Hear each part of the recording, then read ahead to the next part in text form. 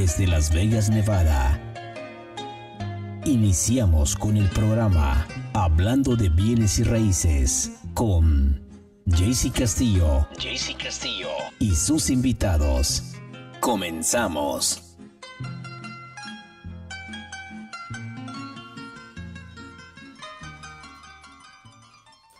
Muy buenos días, Las Vegas, ¿cómo están? Yo soy Castillo, estamos comenzando su programa de Hablando de Castillo con sus invitados. Estamos aquí en el estudio de Lawyers Title una vez más, hoy día febrero 6, y queremos darle la bienvenida a nuestro invitado especial. Tenemos aquí en el estudio al señor Mr. Mark. Mark, how are you? I'm good, how are you? I'm doing great. Mr. Mark, if you please give me your name, phone number, last name, company you work with. Sure. All your accolades, please. All right, so I'm Mark Martinez.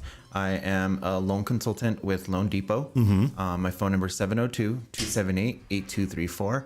I'm also the 2025 president of the LGBTQ Real Estate Alliance, Las Vegas chapter. Perfect. And Mark, how long you been in the mortgage industry? Because you look very young, brother. Thanks.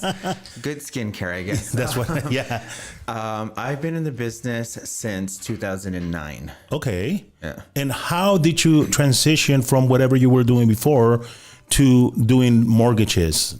So I was in retail prior to getting into the mortgage business. Okay. And it kind of just fell on like my lap. My brother was a realtor for years, still is, in California. But I just met somebody who was doing a call center, offered me an opportunity. Okay. I got tired of retail and I took the chance. So you have a brother that does real estate. So you understand and you know what the life of a realtor or a mortgage professional is like, but you had never really jumped into it till that opportunity. And, starting a call center is a really nice and, hard-working way of getting into becoming a loan officer. Is that kind of like your path that you took? So, yeah, it was kind of that. I jumped in, started a call center, was realizing like, hey, I could kind of do this. And I was seeing what other people were making versus what I was making. Yes. So I got licensed and I practiced a little bit. I was like a loan officer assistant, but then I quickly moved into the back end of the whole loan mortgage process. So I went into processing management, operations management, production management. So I learned a lot about like guidelines. And then I finally came back to the sales side of everything in 2019, really. Okay. I went out on my own. Wow, that's very cool because you usually don't have loan officers that have the background experience, right? And you being a processor, I think it's great for our audience so they could understand really why the processor, what is it exactly that the processors do? Because they only meet with the loan officer and the loan officer asks them for their paperwork and this, all of that. Yeah. But then there's a lot of people behind the scenes to actually make that happen. So your experience as a processor, can you go ahead and explain to our general public what that work is all about? So like that they understand, why the loan takes so long. And sometimes they ask for documents left and right. Yeah. So what a processor does is he takes whatever documentation or they take whatever documentation the loan officer gave them. Okay. They review that, make sure it meets the guidelines of whatever specific program that we're looking into. And then they make sure that everything's there. And then they're the ones that present the file to the underwriter, who's the person at the bank that makes the final decision. Okay. So they're making sure we get verifications, everything ordered, appraisals, all of that background stuff that kind of takes time. So they're in charge of that. So they're the ones like making the package pretty, making sure we can get that approval. Right. So can you say that you having that experience and having that knowledge in the upfront, now when you're meeting with your clients, you're already strategizing and you're already putting that package to look pretty before it even gets to the... So I guess my question is, your processors might really love you because you're giving them a package that's already, all with what they need. Unlike, them calling their loan officer like, hey, you're missing this, you need that, right? Yeah, I would say, yeah. I think most of my processors really have loved the way that we work. I think on the back end of that, they may be like, maybe I get a little too pushy sometimes because I know like what we need. And so I didn't think about that. I tend to fight a little bit more. Yeah. But I do it. fight's not a bad word, but it's like a word that I don't want to say like I'm fighting with them. No. But I challenge them because I'm like, I know my guidelines. So I'm like, do we really need this? Or is this just like a warm and fuzzy? Yeah, because I don't like to go back to the borrower a million times. Like if we can handle it all up front, makes the process much smoother. Right. But I do, advise my borrowers, hey, there may be a time where I need an additional bank statement or a pay stub or something that comes up. Right. Because, we don't see everything up front. Right. Because things come up in like further credit reviews or fraud reports. So we have to cover all those bases. But I let my clients know, hey, I think we have everything, but let's just get that second eyes on it. Right. And I love the fact that you said you like to challenge them sometimes because, they sometimes are so used to looking at one thing through one lens. And sometimes we ought to be able to look at it in a bigger lens and with a bigger picture because not all the clients are the same, right? Would you agree to that? No, completely. And at the end of the day, we're lending big amount of money, but we're still in the people business. Correct. So we have to understand their story and the dynamic of why things are certain ways. So it's our job as loan officers to really paint that picture for our processors under the terms of what guidelines are. So, correct. But guidelines, they're guidelines. They're not rules. They're not laws. So there's ways to, not manipulate, but interpret them differently. Yeah. Okay. Now, can you tell me, and I don't know anything about the lending side. I've been doing this for a very long time, but I really don't get involved in the lending side. Are the guidelines, do they change very often? Are they, sometimes do you feel like guidelines has just been antiquated because they've just been sitting there for so long and, the economics of people change? I mean, now I know for a fact that there's people that make money off of, their social media. That's a different source of income that it was before. We've dealt, especially being in Vegas, with people that don't have a traditional job. They do all kinds of other things, artists, all kinds of people. Do you feel like maybe those guidelines have not been updated or they still kind of like following like, no, this is the box. And if you don't fall in here, then we're not going to do it? No, I think that there's definitely, guidelines do change. Okay. They're not antiquated, but I think it's also, like you said, the interpretation of them. Okay. Vegas is a very different market than, let's say, someplace in Phoenix, Arizona. Correct. We have a lot of tip earners here. We have people who do different types of work. So understanding how these people work, we got seasonal people who like maybe just do pool season. Oh, yeah. And they make a whole lot of money during pool season. That's true. But they're off the rest of the year. But that money covers them the whole time. So it's a matter of understanding your market. Okay. And then knowing how to relay that information to the processor, to the underwriter. Right. And I think that's really important because, again, right, we need to understand what our consumer is like because we could have two people that have the similar job, but their lifestyles are very different. Correct. Right. And one of them, is very good at saving money. The other one is very good at, is living in credit card bills. I don't know if you know this, but right now they're saying that, the average, debt nationwide in credit card is getting close to $10,000. That's insane. Yeah.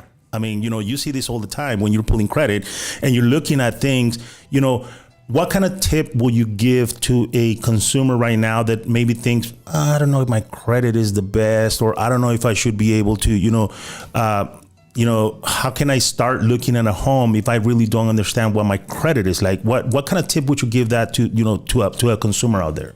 I would say meet with a loan officer. Okay. Find somebody you trust. Find somebody that's willing to help you build that pathway. Okay. Because when I meet with clients, I closed one in January. I met with them originally in 2020.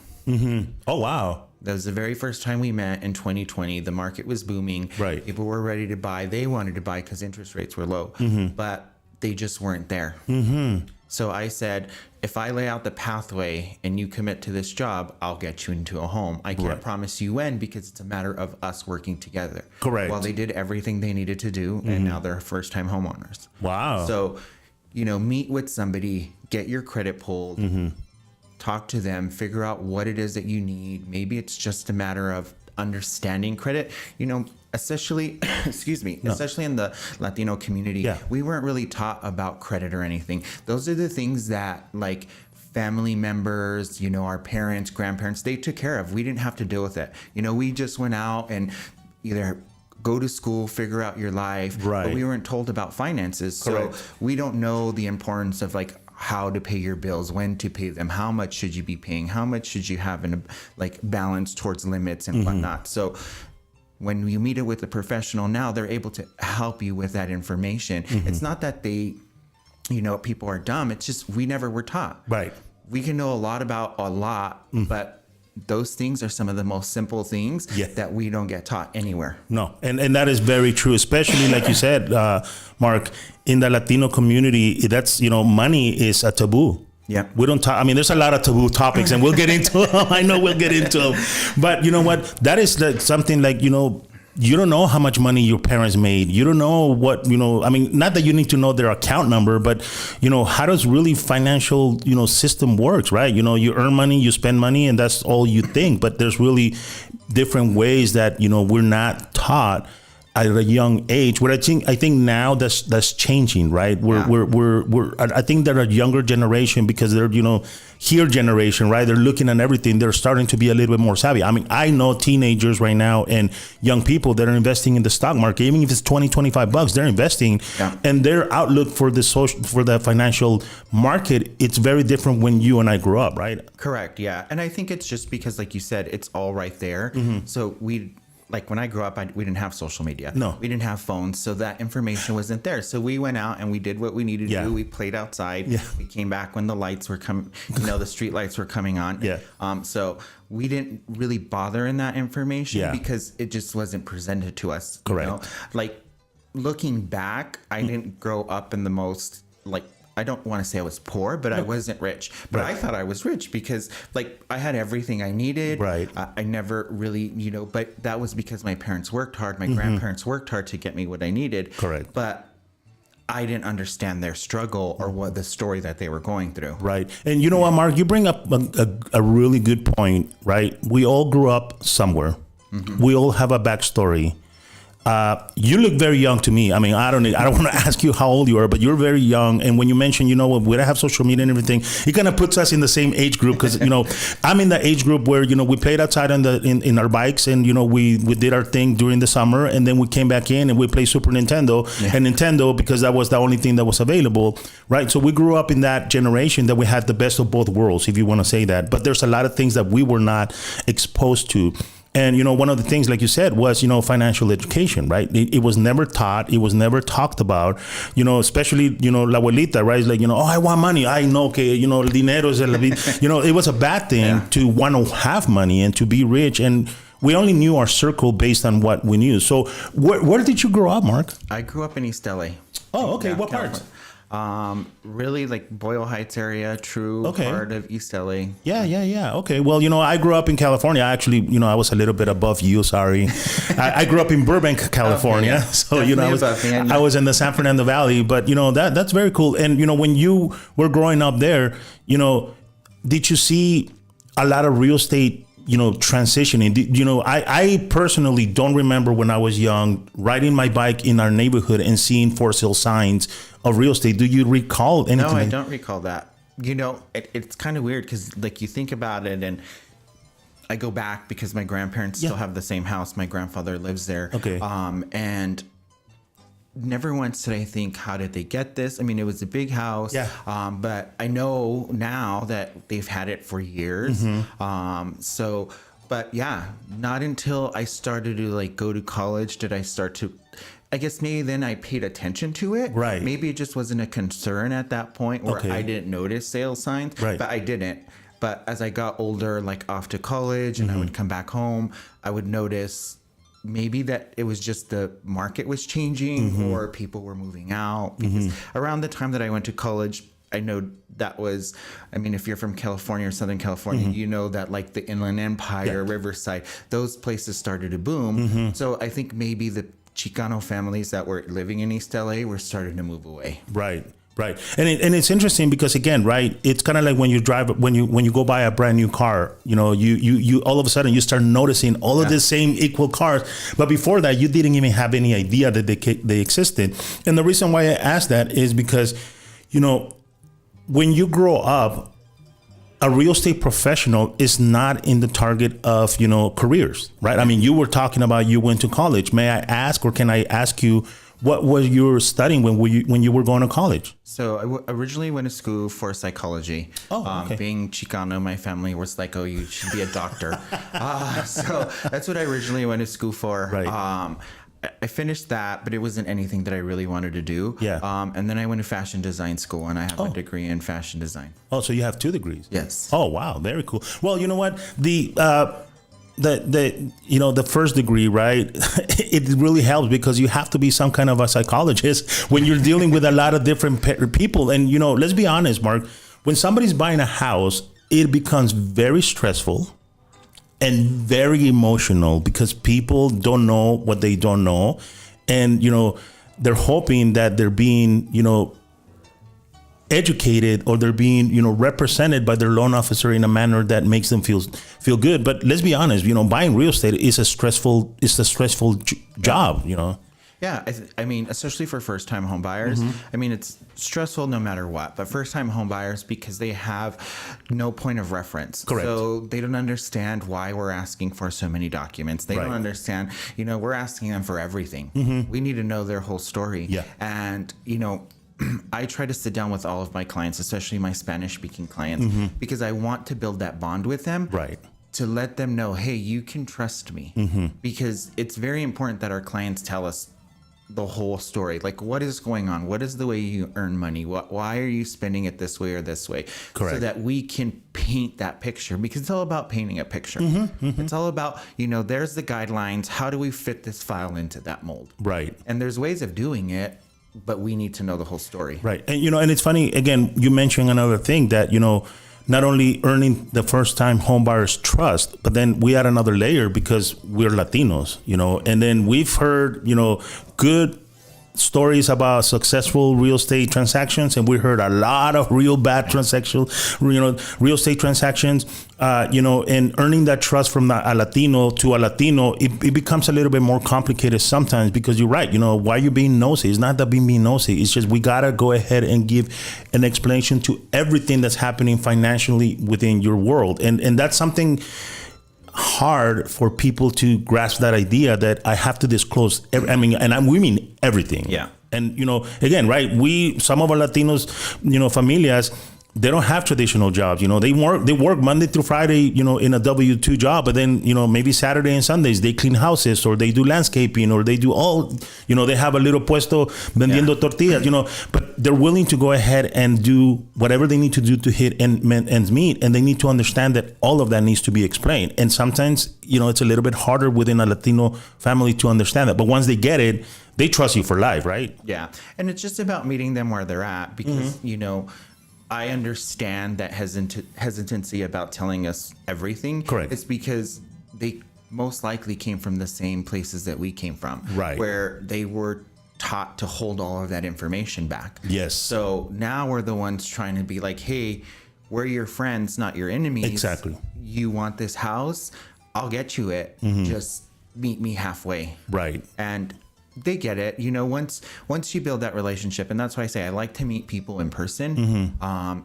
Technology's here. I can send an application. Right. You can fill it out online. I really never have to meet my client. Right. But like I said, we're still in the people business.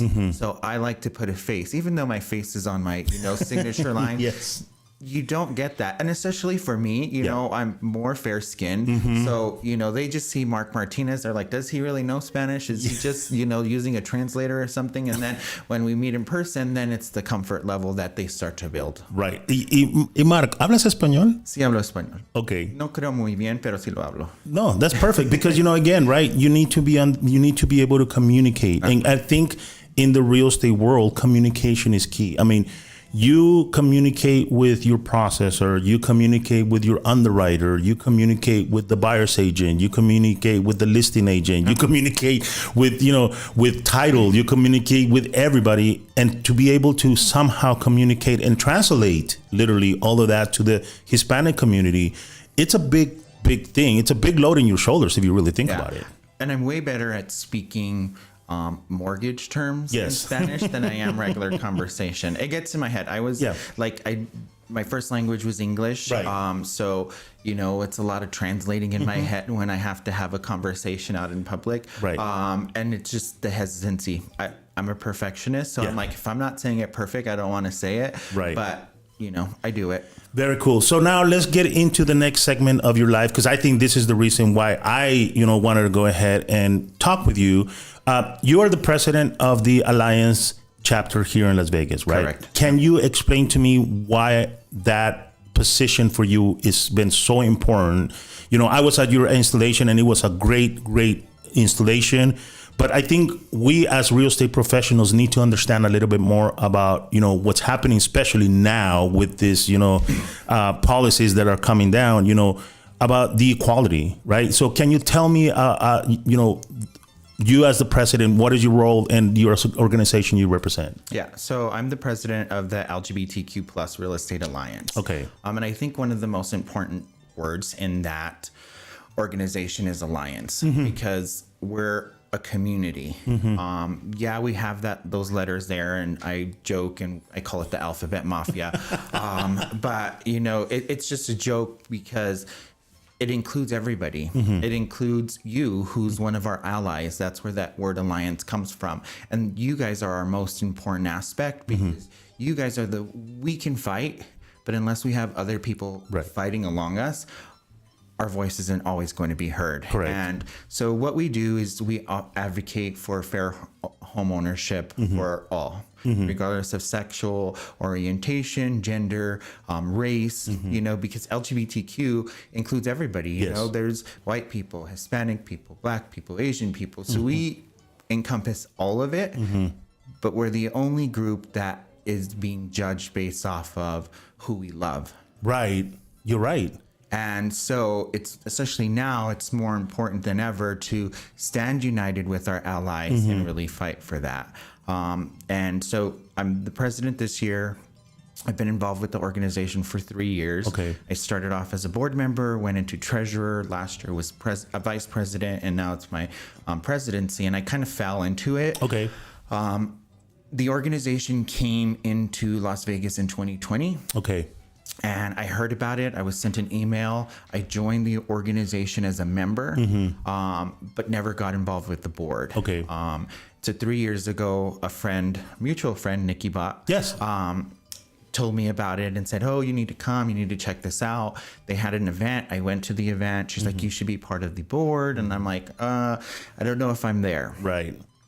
So then she tricked me into a lunch, which was actually their board meeting.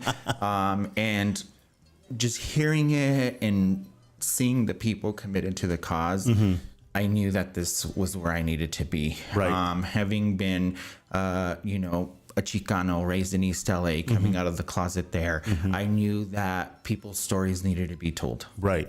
And again, right, the reason why, I think it's important to talk about is because we really do not hear a lot. I mean, we hear a lot of that discrimination from the Hispanic side, from the African American side, from the Asian side and everything. But I think the discrimination within your community, it's 3 times worse probably of, no, I'm not going to rent to you because of this scenario.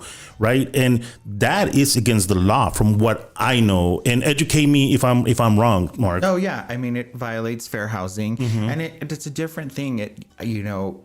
When I started in the business, the real estate business, I noticed, even having to catch myself, I would get an application and it was, a man and he'd say Mary, and I'd automatically say, why is your wife not going on the loan?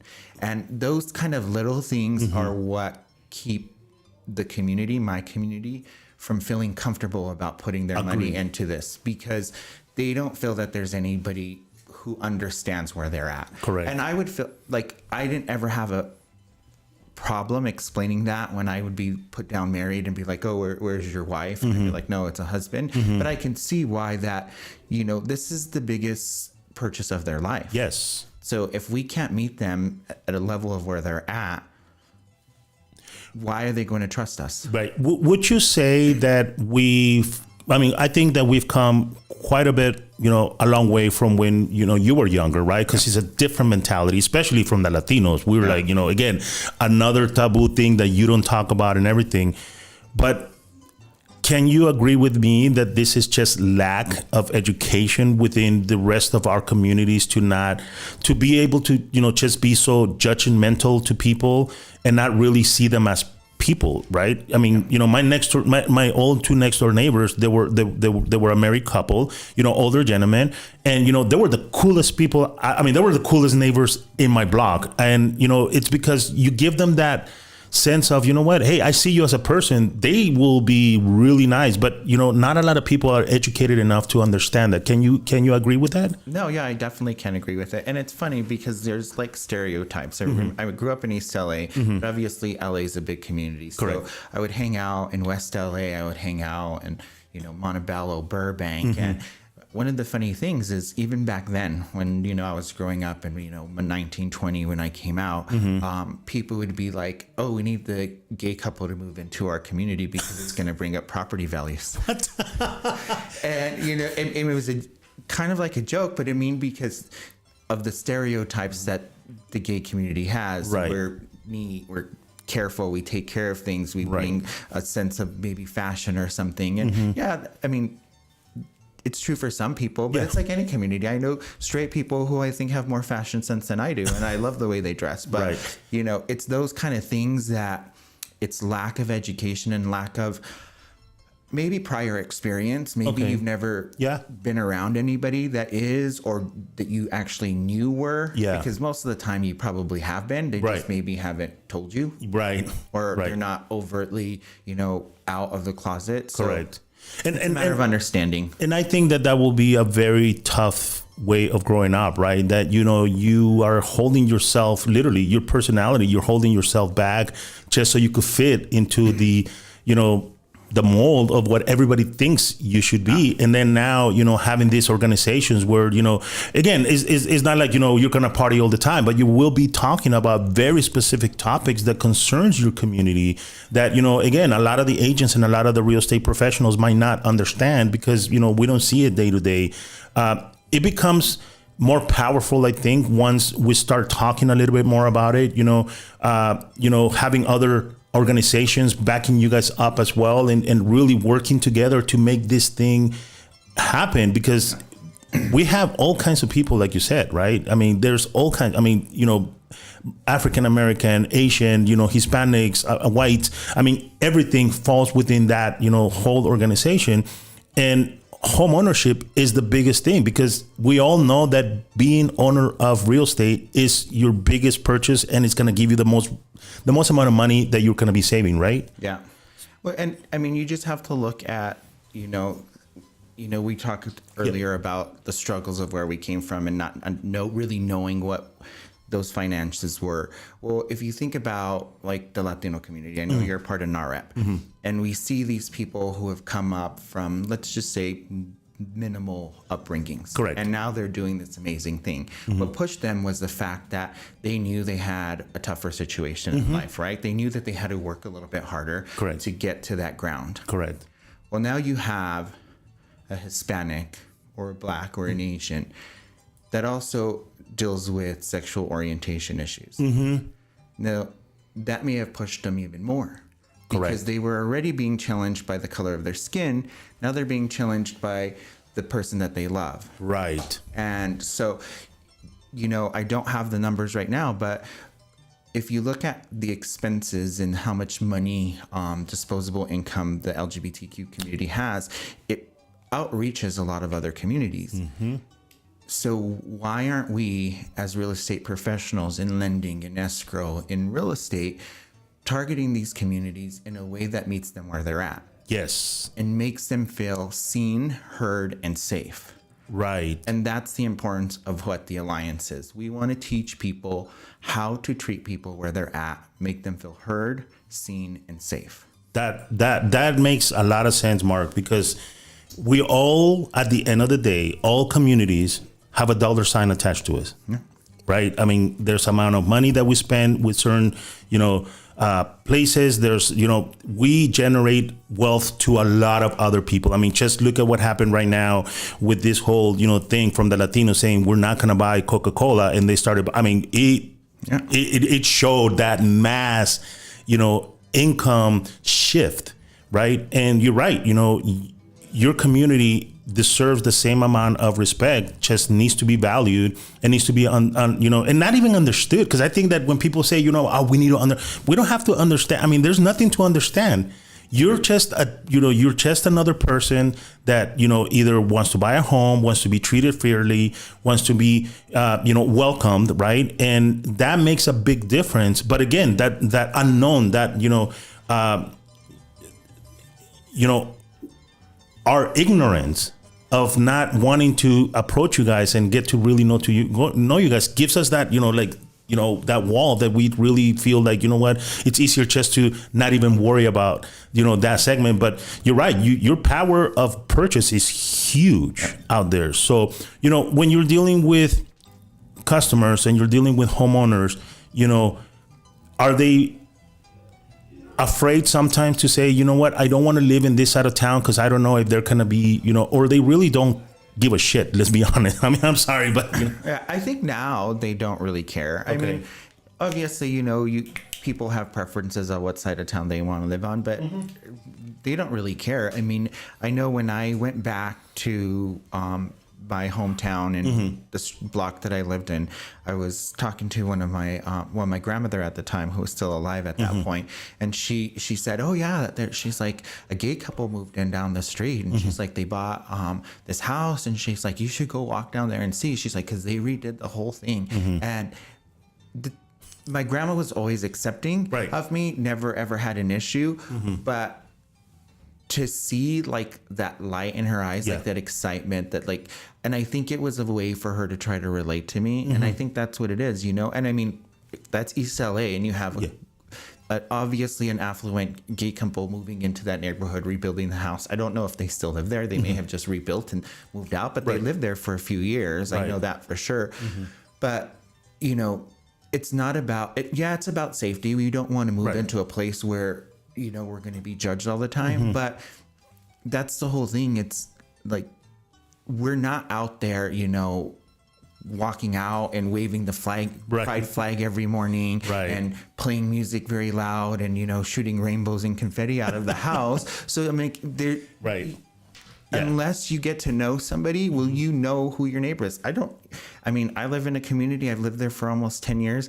I hardly know any of my neighbors. You're right. I go home, I do what I need to do. I get involved in some community activities, but I just do my thing. I'm not bothering anybody. If they don't bother me, there's no complaints.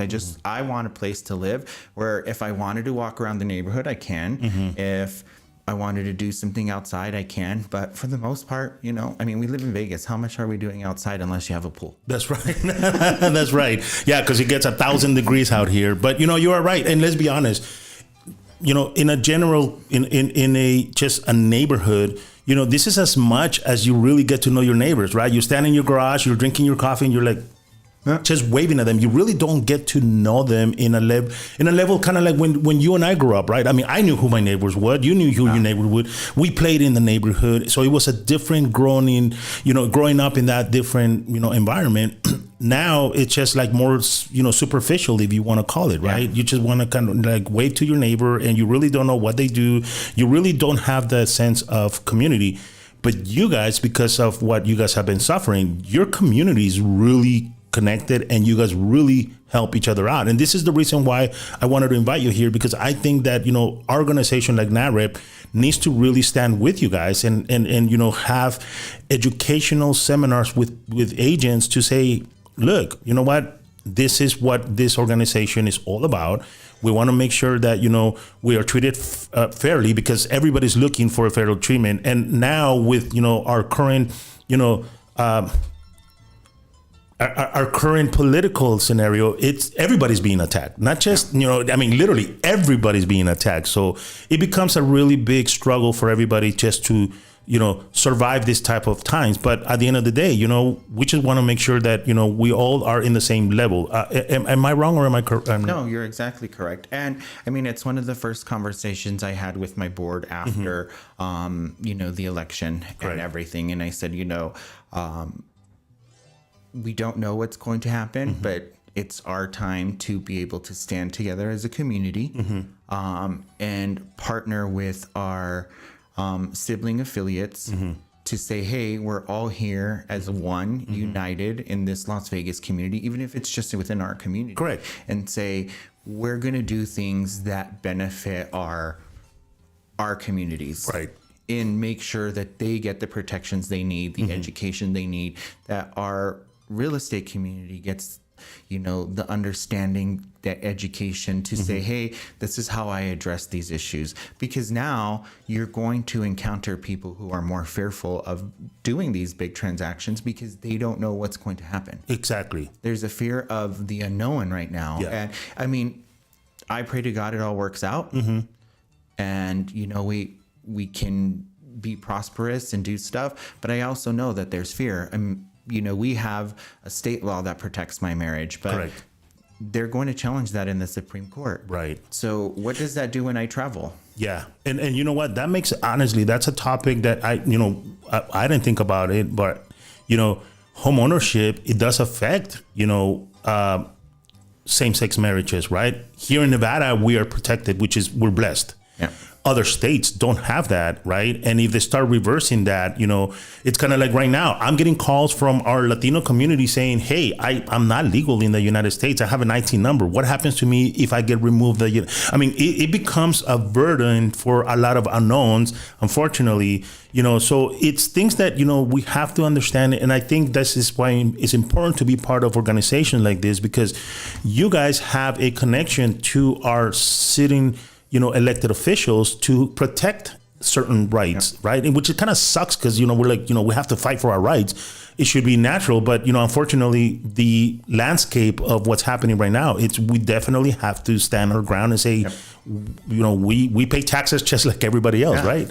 Yeah. And we have to. And, I think as we go through this year and, I'm really pushing it, sitting down with the presidents and board members of the other organizations to see what we can do. I mean, I know every organization runs different, and there's the thing about financials and all of that, but I think we can do things together where it just shows people that we're one, right? That we're standing by each other, that no matter what gets thrown our way, we're going to be here fighting for the people that we want to protect. Perfect. And from what I know, Mark, is that you've also served, in LVR, right? You were part of the Las Vegas Association of Realtors in a manner. I really don't know what position you held there. So I did. I'm not a realtor, so I can't hold a position, but I do get involved with their committees. Right. So I've worked on community outreach, which I'm a member of that. I'm actually missing the meeting today, but it's okay. Sorry. No, that was my fault. No. I didn't look at my calendar correctly. I'm part of YPN. I'm part of the diversity committee there. So that's the role that I play at the association. As a lender, we can't be part of the association. We're affiliate members. Right. So I'm an affiliate member of them, but I was part of Women's Council of Realtors. I remember that. I served on their board last year. I served on the board of VA Rep as their membership director. Right. So, I like to get involved in the community.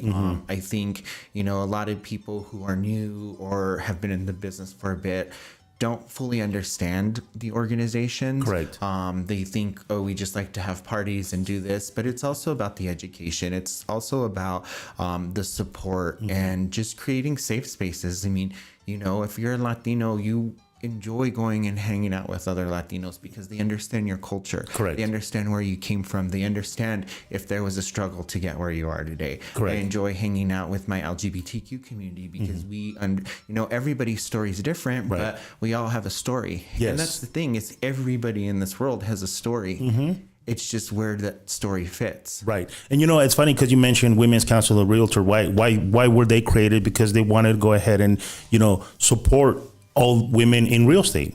right? Why did the VARIB, the Veterans Association, because they want to support veterans. So we all have our little communities, but you're right. If we all come together and work as one unit in a massive market here that we're in Vegas. I mean, Mark, we're not getting any smaller, dude. No. I mean, we're. I think the last time that I saw, we're growing 35,000 people a month, something like that. I think that's what I saw too. Yeah. I mean, it's like our market is not getting any smaller. We're becoming more diverse. We're pulling people from all over the country, from all over the world, actually. Yeah. So, everything affects each other out, right? And in the real estate community, let's be honest, it's still pretty small. We all cross paths all the time. So, helping each other out, educating people on, just literally it saddens me to say this, and just the basic thing of just treat people nice, but it has to, right? We have to talk about it, unfortunately, right? Yeah. I mean, it's that golden rule, like you said, treat people nice. Mm-hmm. The golden rule, what is it? Yeah. Treat people the way you wanted to be treated. Correct. But I think it goes even a little further. Okay. I, with my clients, and, I'll go back to the business. Mm-hmm. I think about the days that my grandparents went to go buy a house. Okay. Where they explain stuff. How are they explain stuff? Right. And, even as I got older, I knew, and I got into the business, I knew they weren't explained everything perfectly because they were put into some situations that weren't the best for them. Correct. So I try to treat people how I'd want them to treat me. Okay. All right. If I was going to them, or even out in the streets, mm-hmm. how would I want them to treat me? I want them to treat me with respect. So I treat them with respect because, like I said, and I'll say it over and over, we all have a story, so we don't know. Like, mm-hmm. somebody could be having a bad day but not be a bad person. Oh, I love that. You're right. You know what? And we're judged with what we have in front of us, right? And unfortunately, in this market right now, we're seeing everybody being scared. They don't want to, they might have the possibilities to purchase, but they're like, I don't know what's happening, with the economy. I don't know what's going on and everything. And I keep on telling people, I say, look, as long as you could afford a payment, because you got to have a roof over your head at any time. Yep. As long as you could afford a payment, the best thing for you to do is purchase right now, because we know for a fact, and you've been in the industry for long enough to know that once the market shifts and we have a lot of buyers coming into the market, it's going to be a totally different buying process. I mean, would you agree with me? Yeah, no, completely. And yeah, when it comes to purchasing, I tell my clients that too. And it is a big conversation mm-hmm. going on right now with the difference between what can you afford and what your comfort level is. Correct. And that's the thing, is sometimes, I don't like to take everybody outside of their comfort level, mm-hmm. but I sit down and I have that serious conversation. Mm-hmm. What does home ownership mean to you? Correct. Like, why do you want this house? Why mm-hmm. did you start this journey with me? Mm-hmm. Was it just because you wanted to say I wanted to buy the house? Or was it because maybe you want to start a real estate portfolio and you're trying to learn? So it's a matter of meeting people where they're at and helping them understand what the bigger picture is. Because mm-hmm. sometimes we have to get out of that comfort level, because today we're not putting people into homes that they can't afford. Right. Guidelines are there after the the crash mm-hmm. that have stopped that. So people afford it. It's just a matter of understanding that the idea of buying a $300,000 house and getting a $1,500 payment doesn't exist. Right. So, but you have to also talk to them about the benefits of owning a home and what that means to them. And, it's not for everybody. You know, some people should be renters. They don't have the ability to save, or they want to do other things. Right. They want to move around. Then maybe home ownership's not for you. But you don't know that until you sit down with somebody and share your story. It's not just tell me all your financials. It's tell me what your goals are. I like to know my clients so that at the end of the transaction, I'm able to reach out to them and say, hey, how's so-and-so's birthday? Mm-hmm. Oh, I know this is coming up. To know who they are and know what their wants and wishes are. Right. So I've had other loan officers here from Loan Depot. I've had, Nicole Renteria. I had Warren Cavazas. Now I have you. Why Loan Depot? Why people should come and work for you? And why do you decide to work for Loan Depot? I mean, I know they're a national company, but there's a reason why you're there, because you could be working at any mortgage company, right? But there's a reason why you are at Loan Depot. Yeah, there is. It's a lot about the culture. Okay. I knew that going there, I was understood as a Hispanic male. Okay. I understood that I was also going to be understood as somebody in the LGBTQ community. Okay. Diversity is something that they pride themselves on. And so I want, yes, I'm Mark Martinez, loan officer, but I'm also representing Loan Depot every time I go out there. So I wanted to be able to go out and represent and know that the brand behind me stood for something, stood for the same values that I have. And the culture, you mentioned Warren, you mentioned Nicole, all diverse. Yes. Yeah, you're right. All out in the community doing something and being involved. And I knew that Loan Depot supported that. I know, my regional manager, Chris. Yeah, I know Chris. Amazing guy, but I knew him for years. And when I finally made the decision, he was very happy. Peyton, who's the branch manager, was very happy. And it wasn't an easy decision. I think I started talking to Peyton in July of 2023. Oh, okay. And I finally made the move in March of 2024. Okay, so you did I did my research, and I didn't put out easily, as they say. I wasn't an easy date because I wanted to make sure that next place that I went, I had moved around, was big enough to support the business that I want to do. Correct.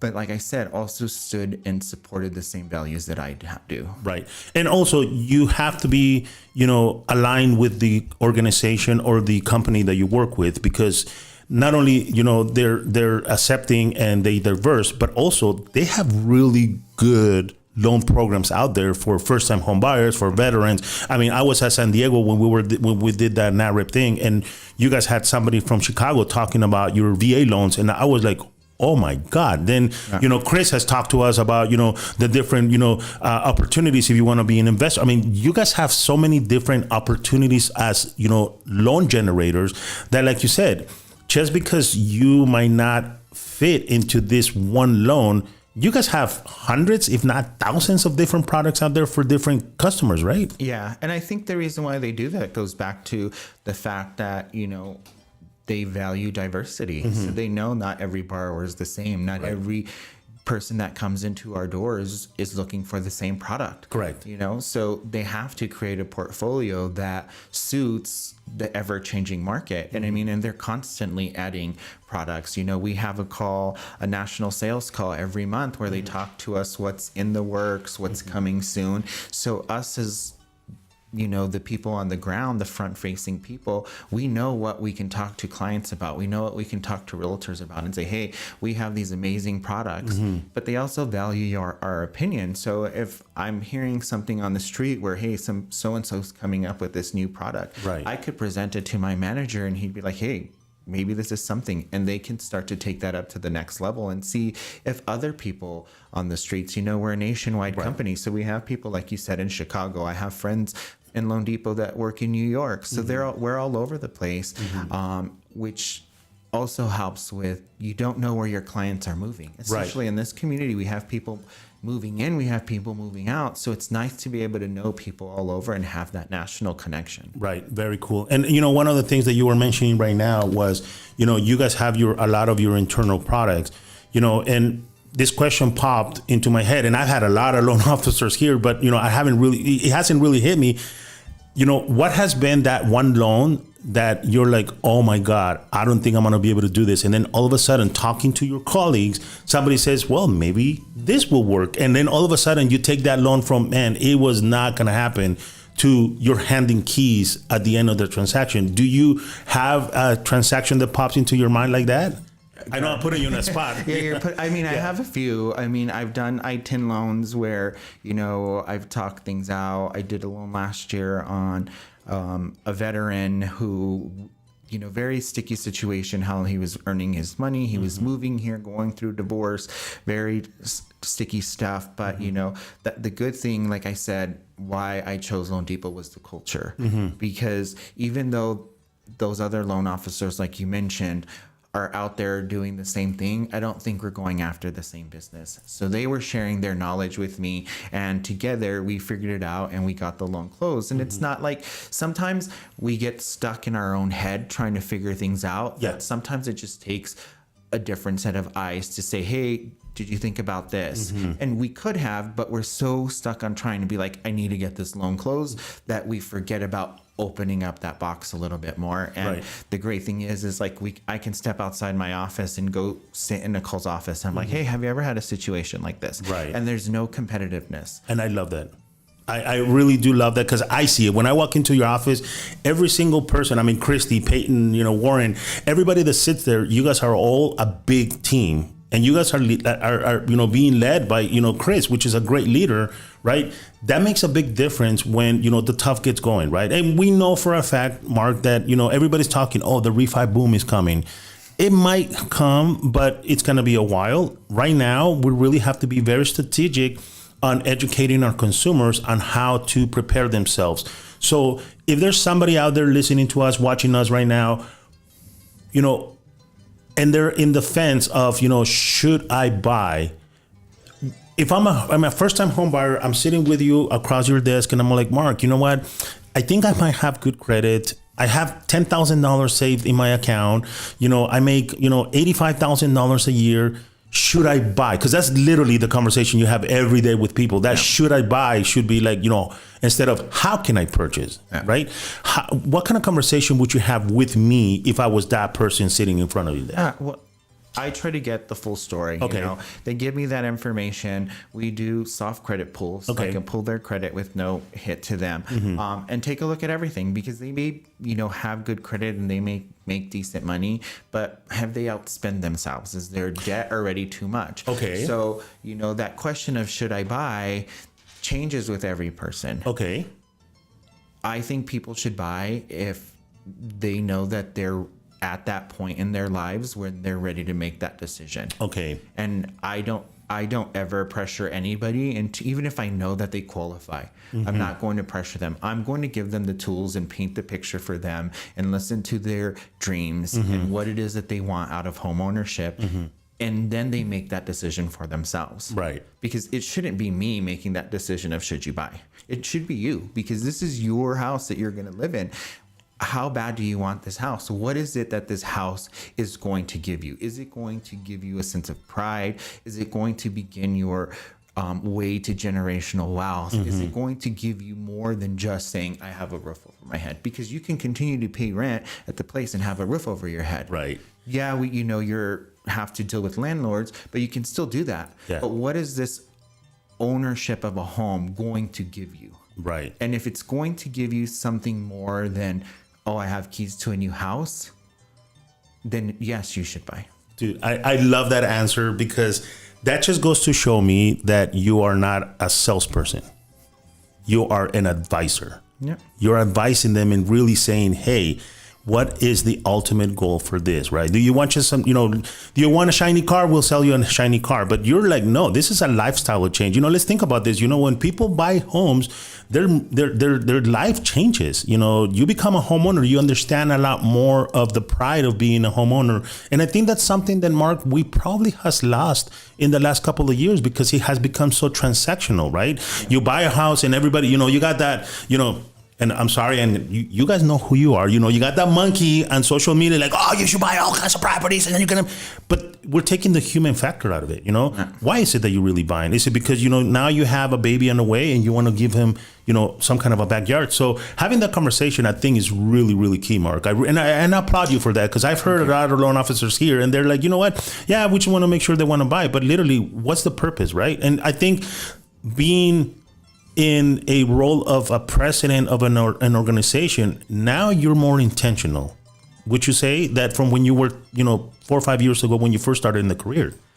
Yeah, I think the intention I am definitely more intentional with the presidency, but I think in becoming a loan officer, that was one of my biggest things. Like I said, I worked in the background for so long, and I saw, people get by, and I saw people get loans, and I worked with some really amazing top producers, and, I'd learned a lot. Right. But I did feel that it was transactional.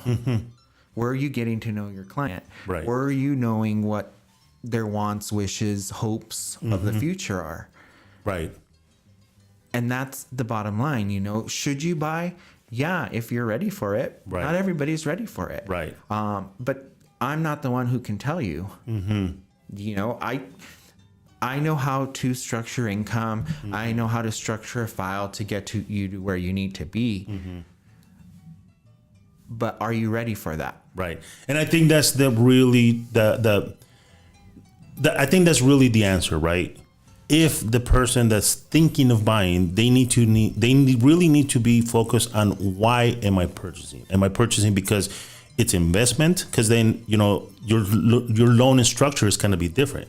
Am I purchasing because I am going to sell this in 5 years? Then your loan is going to be different. Am I purchasing it because this is my forever home?